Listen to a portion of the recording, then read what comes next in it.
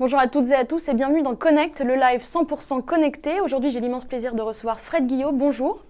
Bonjour. Bienvenue, merci d'être là. Alors, vous êtes le directeur marketing d'AWOX et on va parler donc d'AWOX ensemble pendant les 20 prochaines minutes. Alors, dites-nous, première question, comment a démarré l'aventure ? Bien, écoutez, l'aventure a démarré en 2003 à l'initiative d'Alain Molinier, notre PDG, et d'Éric Lavigne, notre CTO. Au début, AWOX s'est concentré sur du développement de technologies logicielles qu'on appelle DLNA. Pour mémoire, la technologie DLNA, c'est ce qui permet d'interconnecter des équipements audio-vidéo.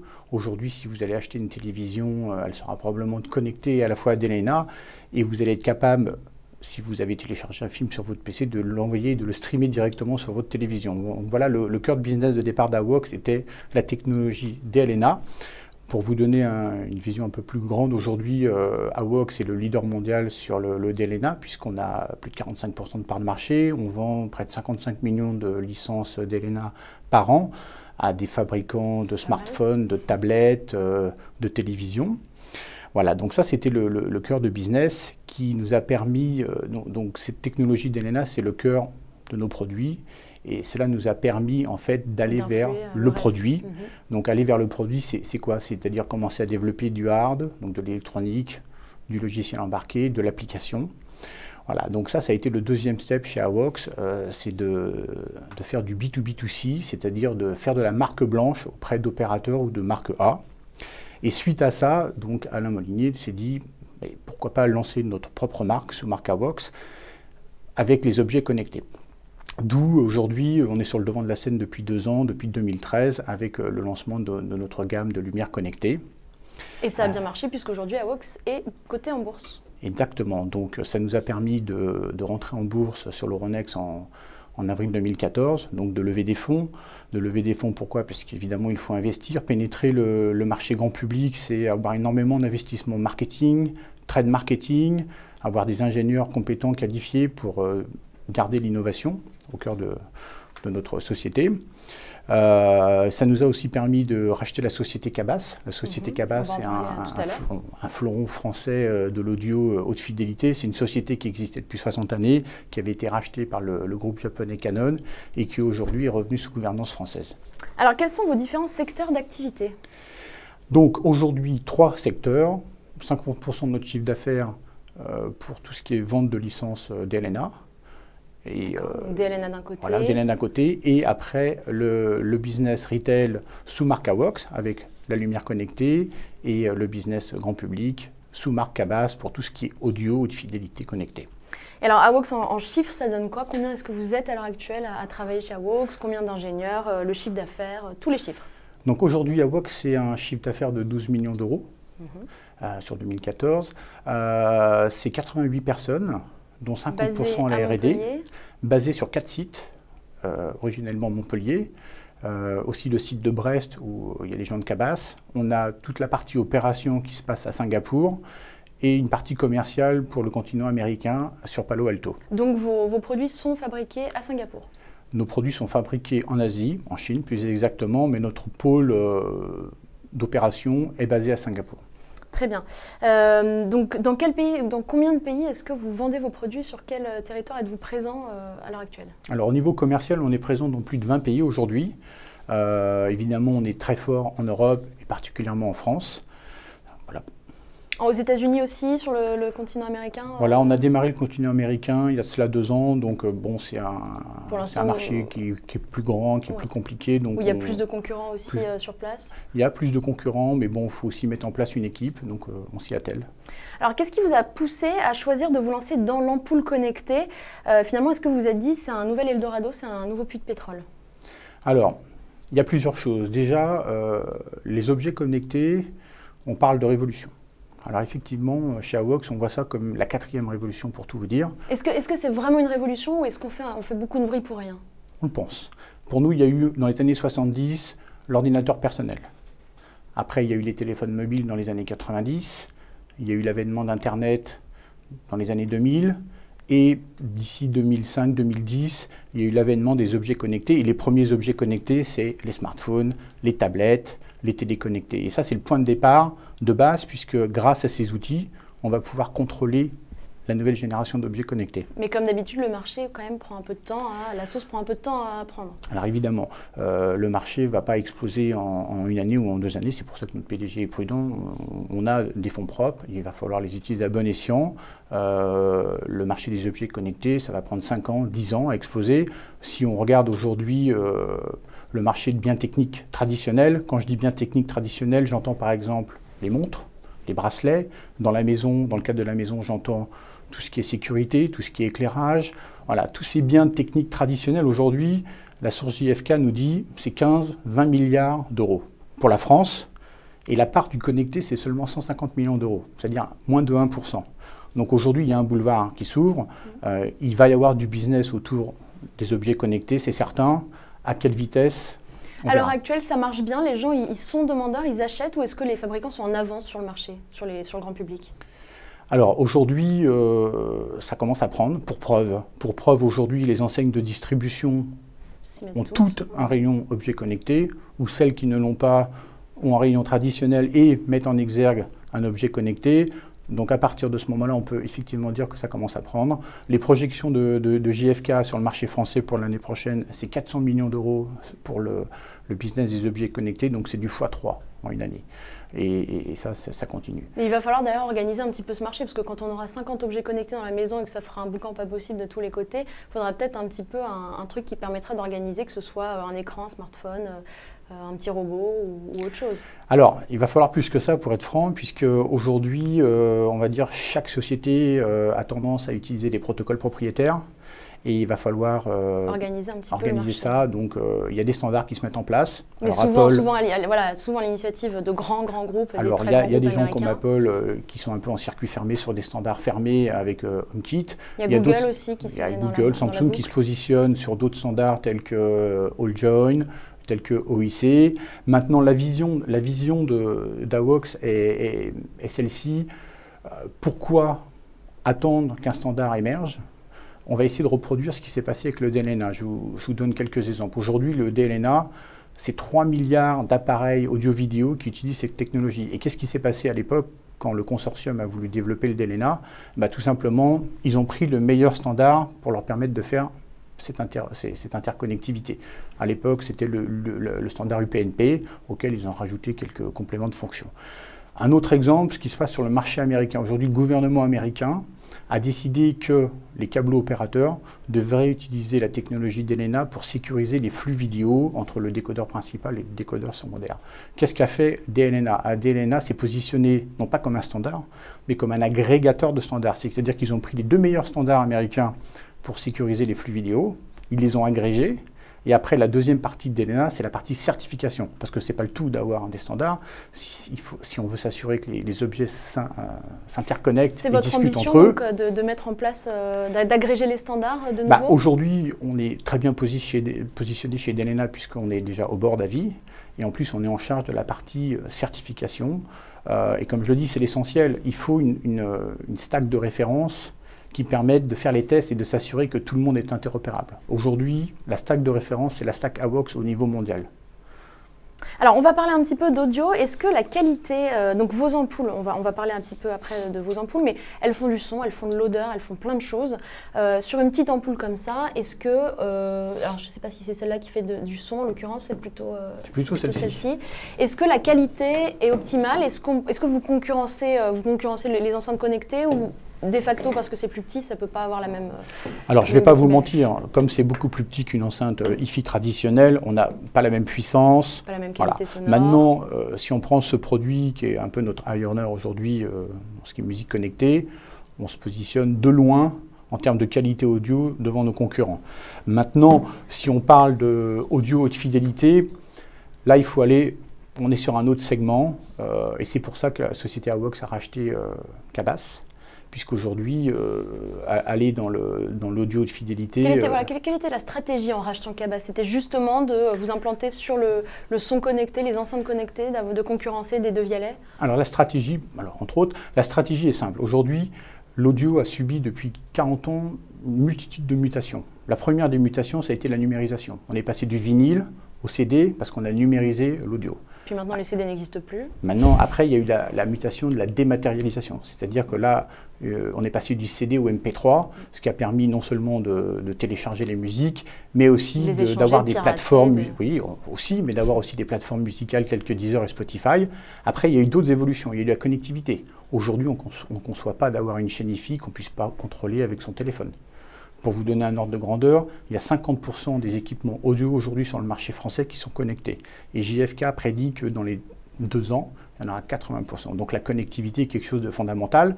Un dernier point important, c'est le multiroom. Aujourd'hui, on a envie... Tout le monde se met au multiroom. Voilà, tout le monde se met, pas tout le monde, mais aujourd'hui, le multiroom, c'est envoyer une musique dans toute sa maison ou une musique différente dans chaque pièce. Donc ça, c'est un élément important. Et vous pensez que les gens ont vraiment besoin d'avoir de la musique partout, dans la salle de bain, dans la cuisine, dans le salon, dans la salle de jeu? Est-ce que c'est un besoin que vous ressentez ou c'est... Il y a clairement un besoin. Aujourd'hui, le besoin qu'on pressent, c'est pas seulement ça. C'est pas seulement faire de l'audio connecté multiroom, c'est aller plus loin, c'est faire de l'audio connecté multiroom haute fidélité. Et là, on revient au point de départ. Quand vous dites haute fidélité, qu'on comprenne bien. Je reviens au point de départ. Quand on avait des vinyles, la plupart des audiophiles, le jour où on est passé au CD, on dit oui, mais on va perdre en qualité, ça va pas. Voilà. Et 40 ans plus tard, ce qu'on voudrait, nous, avec AWOX et Cabas, c'est ramener la haute fidélité d'antan. Et aujourd'hui, on peut faire ça. C'est-à-dire extrêmement qualitatif. Voilà, profiter de tout ce qui s'est passé, la numérisation, la dématérialisation, les effets surround, mais ramener la qualité d'antan. Et pour Parce faire qu'on ça, a perdu, en fait, ce que vous êtes en train de dire, qu'on a perdu un peu de qualité. Alors, pour les gens qui ont l'oreille, oui, on a perdu de la qualité, parce que forcément... Comment ça s'explique? Parce que tout est plus petit? Parce que numériser, non, numériser égale quantifier. Avant, quand on écoute un son, c'est de l'analogique, il y a une infinité de variations. Quand on numérise, on va sampler et on va définir, donc c'est ce qu'on appelle le 16 bits, qualité 16 bits avec un échantillonnage de 44,1 kHz. Voilà. Donc aujourd'hui, on a les codecs, on a la technologie numérique pour augmenter la qualité numérique. Mais donc avec Cabas, c'est revenir... Voilà. Mais ce n'est pas suffisant. Aujourd'hui, pour restituer du son de haute qualité, il faut de l'excellence technique dans l'acoustique. Et aujourd'hui, ça ne s'improvise pas. Et c'est pour ça qu'aujourd'hui, notre PDG a investi dans Cabas, puisque Cabas, c'est le fleuron de la haute fidélité audio, qui va nous permettre d'aller vers ce nouveau standard de l'audio que nous, on voit, c'est-à-dire l'audio connecté, multiroom, haute fidélité. Alors justement, on va présenter maintenant les produits. On va regarder en même temps une petite vidéo et vous allez pouvoir nous parler de vos produits. Qu'est-ce que vous nous avez ramené aujourd'hui? Alors, je vous ai ramené pas mal de produits. Notre gamme aujourd'hui se découpe en 2 parties. Il y a une première partie qui est la lumière connectée de base. Voilà. Donc ça, c'est des ampoules... Alors, elle est en connectée en soi... Enfin, je vais vous expliquer tout ça. Et l'autre partie de la gamme, c'est ce qu'on appelle la gamme hybride. Voilà, c'est-à-dire... Il y a le socle commun qui est la lumière connectée, plus cette fois des fonctions supplémentaires, la musique, la diffusion d'arômes, une caméra. Voilà. Donc je vais vous donner quelques explications sur le socle de base, puisque la lumière connectée, c'est quoi les bénéfices à la fin? Alors déjà, le premier bénéfice, c'est quand aujourd'hui, quand vous alliez acheter une ampoule à 5 €, pourquoi mettre 10 € de plus pour avoir une ampoule à LED ou 15-20 € de plus pour avoir une ampoule à LED connectée? Pourquoi? Alors, pardon, cette ampoule s'appelle? Ça, c'est la Smart Light. Smart Light. Voilà. Qui est en différentes versions, Smart Light blanche, Smart Light couleur, différentes puissances. À combien d'euros? Qui se trouve à 29 € en version blanche, 49 € en version couleur. Très bien. Voilà. Ce qui est important de voir, c'est qu'en faisant le passage au LED, on va déjà économiser en énergie. Quand avant on éclairait à 60 watts en incandescent, ça veut dire qu'on consommait 60 watts. Avec de l'éco-halogène, on est dans les 30 watts. Avec de la technologie LED, on est à 9 watts. Donc déjà, on économise de l'argent. Deuxièmement, on gagne en durée de vie. La technologie LED, c'est 10 ans. C'est ce que j'allais dire. Si on doit remplacer une ampoule à chaque fois... On n'est plus sur la technologie des filaments de tungstène qui claquaient à chaque surtension tous les 6 mois. Donc là, on a déjà de facto un peu amorti son investissement. Après, on va simplifier l'acte d'achat. Je vais vous donner un exemple. La dernière fois que je suis allé acheter une ampoule... qui était AWOX? Non, avant d'être chez AWOX. Donc je n'y connaissais rien à la lumière, enfin, comme tout le monde. Comme aujourd'hui. J'ai acheté une ampoule, je suis arrivé chez moi, je l'ai branchée, je me suis dit, mince, c'est pas tout à fait le même blanc, c'est pas tout à fait la même puissance. Du coup, c'est pas homogène dans mon salon. Et là, il a fallu que je retourne au magasin, que je cherche cette fois, et que là, je c'est la regarde. prise de tête parce que Là, c'est la prise de tête, c'est le on sait casse-tête pas, a chinois. priori, Aujourd'hui, c'est plus le cas. Vous achetez une ampoule qui est connectée, qui est configurable à volonté. C'est-à-dire que vous allez arriver chez vous, vous allez la brancher. Vous allez non seulement pouvoir la contrôler comme une ampoule normale, puisque vous appuyez sur l'interrupteur, instantanément ça s'allume, mais après vous allez pouvoir la configurer la première fois. Vous allez pouvoir choisir le blanc pour que le blanc soit homogène sur toutes vos ampoules, et vous allez choisir la puissance pour que la puissance soit la même. Et que donc vous via le smartphone, en fait. Via le smartphone, vous avez une la appli tablette, AWOX. une appli, voilà. Vous choisissez votre température de blanc, vous choisissez votre puissance, et vous allez avoir un éclairage homogène sur votre luminaire ou dans votre salon. Donc ça peut être dans les tons un peu plus dorés, un petit peu plus... Voilà, ce qu'on appelle le blanc chaud, le blanc froid. Voilà. Donc ça simplifie énormément l'acte d'achat. Et après, alors le reste du bénéfice client, c'est quoi? C'est que évidemment c'est connecté, donc ça veut dire qu'on va pouvoir le contrôler de son canapé. On veut se mettre une petite ambiance zen pendant le film, hop, au lieu d'acheter un variateur à 25 €, on va avec son téléphone dimmer. On va pouvoir mettre en route aussi le proximité détecteur, c'est-à-dire que quand vous rentrez chez vous, que vous avez les bras pleins de nourriture, vous n'arrivez pas à appuyer sur l'interrupteur, automatiquement l'ampoule va détecter votre présence, la présence de votre téléphone et va s'allumer.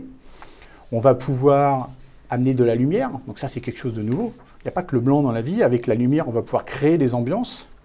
Donc ça c'est quelque chose de nouveau, on va pouvoir grouper des ampoules les unes avec les autres pour gérer toute une zone directement. Voilà, il y a énormément de bénéfices clients pour quelques euros de plus. Mais ça il va falloir effectivement le démocratiser, le faire comprendre aux gens. Alors, celle-là, elle s'appelle comment, qui diffuse de l'odeur? Alors, là, on est sur Aroma. La gamme hybride. Donc, ça inclut tout ce que je viens de vous dire, plus une diffusion d'arômes. Vous allez mettre de l'huile essentielle sur la petite mousse, refermer. C'est une huile essentielle de notre choix ou vous les vendez vous? Non, non, nous, on vend le produit. Vous mettez ce que vous voulez. Vous pouvez mettre l'ampoule comme ça, et avec votre application, vous allez lancer la diffusion d'arômes quand vous voulez. Vous pouvez la programmer avec un timer. Ça ne sent pas d'office, c'est à nous de choisir quand est-ce qu'on souhaite. Et ça diffuse avec un ventilateur. Okay. L'autre produit, celle-ci est à combien? Celle-ci est à 49 €. Très bien. Donc on est dans des zones de prix tout à fait abordables. L'autre c'est la Streamlight. Donc ça c'est la Streamlight, donc c'est un produit lumière plus musique. Là vous allez avoir la possibilité de vous connecter en Bluetooth ou sur une autre version de produit en Wi-Fi. Et ça sort de l'ampoule, on est d'accord, hein? Ça sort de l'ampoule. Très bien. Ça envoie du 13 watts, donc c'est franchement très correct. Et ça ressemble volontairement un petit peu à une enceinte? C'était un choix de design pour rappeler l'enceinte. On a la version mini pour la table de chevet des enfants, qui est un peu moins puissante, mais qui coûte moins cher, qui est celle-là à 49 € et celle-ci à 69 € et celle-ci à 99 €. Voilà. Là, on lance au MEDPI une nouvelle génération de produits hybrides, la Camlight. Donc la Camlight, c'est quoi? C'est le même concept de lumière connectée, plus une caméra haute définition, motorisée, c'est-à-dire qu'elle va être capable de regarder dans différentes directions, vision nocturne, détecteur de mouvement, c'est-à-dire que vous n'êtes pas chez vous, elle détecte un mouvement chez vous, elle vous envoie une alerte, elle est capable d'enregistrer via une carte SD interne. Et de reconnaître qui rentre dans la maison? Non, pas aujourd'hui. Mais à terme, il y aura une reconnaissance faciale ou par le code IP du téléphone, savoir qui rentre? Alors, on n'en est pas là aujourd'hui, mais effectivement, l'objectif d'AWOX, c'est de rendre la lumière encore plus intelligente. On pourrait même aller plus loin, on pourrait dire la lumière augmentée. Je fais référence à la réalité augmentée. Je parle de lumière augmentée, puisque demain, on va être capable d'intégrer différents types de capteurs dans nos ampoules. Comme les capteurs sont partout dans la maison, comme les ampoules sont partout dans la maison, il y en a environ 20 à 30 par habitat, donc il y en a dans chaque pièce. C'est le meilleur moyen de s'introduire dans la maison, de collecter de l'information, d'apprendre les comportements des résidents et de pouvoir après en déduire des scénarios de manière automatique. Alors, avec tous ces produits-là, finalement, vous devez quand même en emmerder plus d'un. Qui sont vos concurrents? C'est à la fois des Keywatch, c'est à la fois des, bon, peut-être pas des Devialet, mais des Philips Lighting sur uniquement l'ampoule, sur des Holymotion sur le son. Alors aujourd'hui, oui. C'est très transverse finalement. Alors il y a vraiment deux gammes. Il y a la partie Smart Lighting, c'est-à-dire lumière connectée de base, où là on vient marcher sur les plates-bandes de Philips, qui est le numéro 1 mondial de l'ampoule traditionnelle et aujourd'hui aussi de la lumière connectée. Et qui en même temps est suffisamment gros pour pas forcément craindre. Voilà. On aimerait qu'ils nous craignent, mais bon, soyons modestes. Et après sur la gamme, donc là l'idée, on a déjà une gamme assez large, et on va continuer à l'agrandir pour se positionner sur l'ampoule, la lumière connectée de base. On sait très bien que ça va se démocratiser, qu'il va y avoir du volume. Au niveau mondial, on parle aujourd'hui de 50 milliards de dollars pour l'éclairage mondial. Là-dessus, on sait que d'ici 2020, il y aura 70% de l'éclairage mondial qui sera à base de LED. Il suffit qu'il y ait 10% de ce volume de business qui soit de l'ampoule connectée, ça va commencer à faire déjà des milliards. Donc il faut absolument se positionner sur ce segment d'ampoules connectées. Après, pour le segment des ampoules hybrides, là aujourd'hui on est pas loin d'être les seuls, il y a d'autres acteurs évidemment, mais il n'y en a pas beaucoup. Il n'y a pas de gros aujourd'hui, c'est nous les plus gros. C'est nous qui avons la gamme. Le but est de continuer d'allonger, d'étendre notre gamme. Et d'ubériser donc des Philips Lighting ou des Samsung sur leur secteur lighting. On verra ce qu'on sera capable de faire dans le futur. Fred Guillot, restez avec nous. On accueille tout de suite Christophe Dominici pour la start-up de la semaine.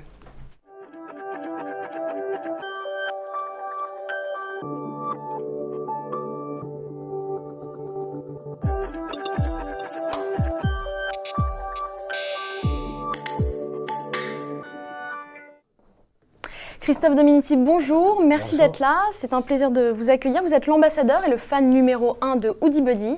Alors HoodyBuddy, c'est le suite que vous portez sur vous. Qu'est-ce que c'est? Expliquez-nous comment ça marche. J'ai rencontré Théodore Georgie, le distributeur de ce merveilleux t-shirt, et puis je me suis rendu compte que c'était assez surprenant. Donc il m'en parlait, je n'avais pas du tout essayé. Et c'est...